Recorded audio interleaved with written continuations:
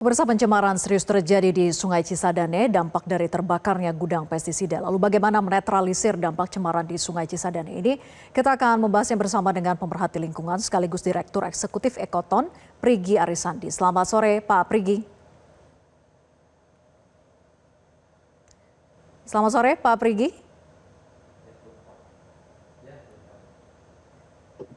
Selamat sore, Mbak. Iya, baik.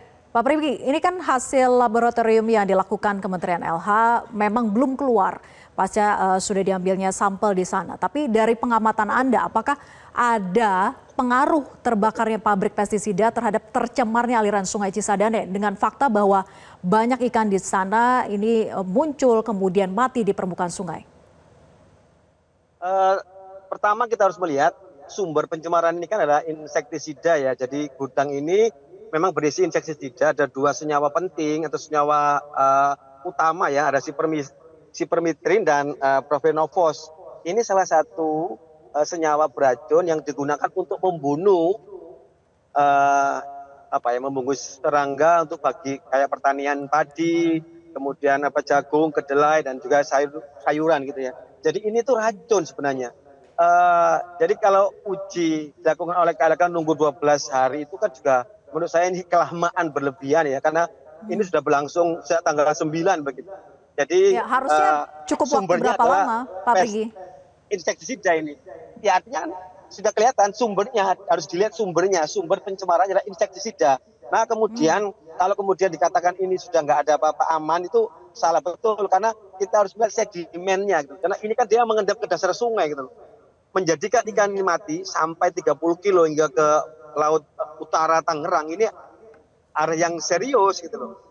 Bisa dibayangkan sebanyak 2,5 ton ini kemudian dia di dasar sungai gitu loh. Maka yang upaya yang dilakukan adalah clean up, membersihkan bahan-bahan kimia insektisida itu dari sungai. Kemudian kedua adalah ada upaya pemulihan dan pemantauan selama setahun, karena kita harus memastikan air di Cisadane itu memang zero dari kontaminasi insektisida ini gitu loh. Jadi tidak bisa gegabah ya kemudian kemudian dikatakan sudah aman begitu.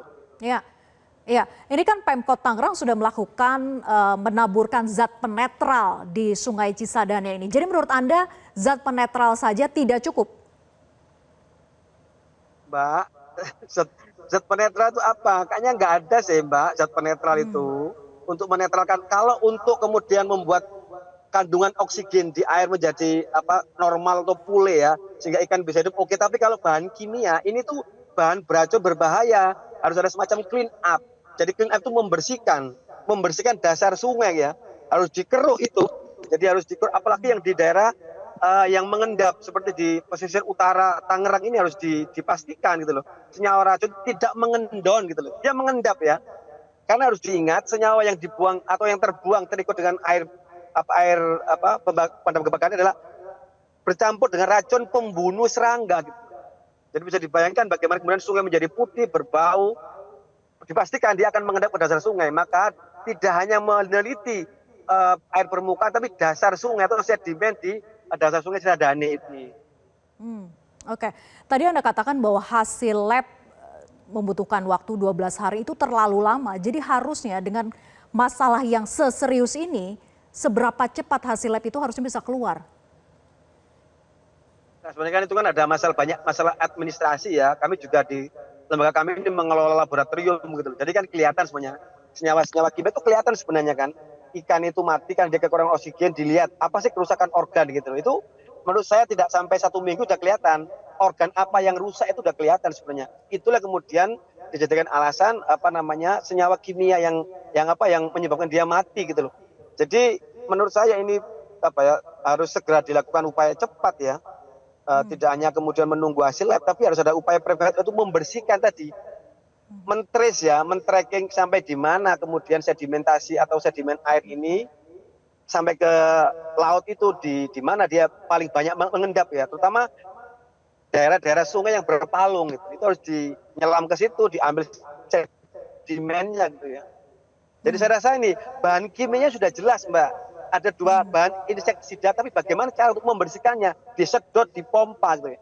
Sebenarnya peristiwa ini Mbak sama dengan di Sungai Rhine di Sandoz, Swiss tahun 1986 sama, bahan pestisida herbisida tumpah ke Sungai Rhine karena pemadam kebakaran airnya kemudian mengalirkan air limbah. Sama disedot Mbak, disedot lumpurnya, dipastikan agar ini airnya tidak tercampur atau terkontaminasi oleh dua bahan kimia berbahaya. Jangan lupa ada ratusan ribu konsumen PDAM, nggak bisa kita memastikan ini aman sebelum kita pastikan sedimen yang di dasar sadar itu bebas dari dua senyawa kimia insektisida ini. Gitu.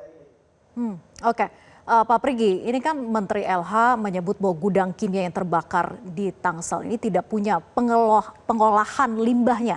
Nah, apakah ini memperkuat dugaan bahwa aliran sungai tercemar bahan kimia itu bukan hanya pada saat terbakar saja, tapi sejak pabrik ini beroperasi dan sebelum terbakar pun ya memang sudah mencemari lingkungan sekitar, khususnya aliran Sungai Cisadane yang berada tepat di belakangnya? Seharusnya memang kita itu melihat pemerintah, terutama Kementerian Lingkungan, kemudian Dinas Lingkungan, Gubernur ya, mereka kan memberikan izin kan itu. Memang gagal kok Mbak, kami di Jawa Timur ini menggugat kok Menteri PU, Menteri Lingkungan karena mereka gagal mengelola sungai kami di Brantas. Memang ini upaya mereka itu kayak pemadaman kebakaran gitu, upaya monitoring, pemantauan itu nol.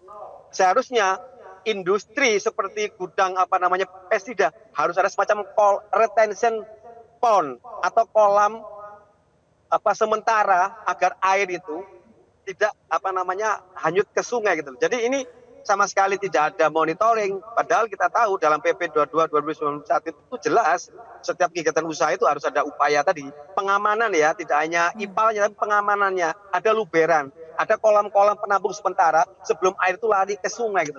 Apalagi kan ini konsentrat loh Mbak ya, ini bukan limbah cair ya, ini konsentrat bahan kimia gitu. Jadi menurut saya ini adalah kegagalan pemerintah dalam melakukan monitoring pemantauan dan beban ini tidak hanya diserahkan pada si perusahaan karena AB-nya pemerintah. Jadi ini salah satu, jadi nggak bisa kemudian ini semua ditumplekkan ke perusahaan ini, tapi harus tanggung jawab kelalaian pemerintah ini karena mereka tidak tahu tuh loh, tidak ada kemudian upaya tadi upaya kan nggak ada itu retention dan kemudian kalau tahu ini bahan pestisida harusnya nggak boleh disiram pakai air untuk pemadam kebakaran, ini kan juga kelalaian, harusnya pakai foam, harus pakai pasir, media lain selain air yang berpotensi untuk ini melarutkan limbah atau melarutkan racun ke dalam sungai. Jadi ini kalau saya jadi perusahaannya itu ini bukan juga salah saya, salah juga ini si Menteri Lingkungan dan juga petugas yang pemadaman kebakaran. Iya, jadi ada salah teknik, ada kelalaian yang menyebabkan tumpahnya limbah itu ke sungai gitu. Iya, kelalaian pemerintah itu satu hal, tapi kan pabrik ini memang tidak punya pengolahan limbah yang tepat yang harusnya sesuai dengan prosedur ataupun juga pengujian AMDAL begitu. Menurut Anda apakah sanksi tegas secara pidana jelas harus dikenakan kepada perusahaan ini? Ya kalau sanksi pidana itu jelas. Enggak, artinya sebagai perusahaan dia harus dipidanakan dan diberikan sanksi istilahnya itu adalah uang kompensasi ratusan ribu orang-orang konsumen PDM tidak mendapatkan air yang bersih selama beberapa hari, itu harus ada kompensasi, harus ada perdatanya dan harus ada pidananya gitu loh. Itu jelas sekali, apalagi kalau dia tidak punya izin ya. Tapi di lain itu juga ini kan bukti kan bagaimana kemudian ngapain aja lu Kementerian Lingkungan kan gitu.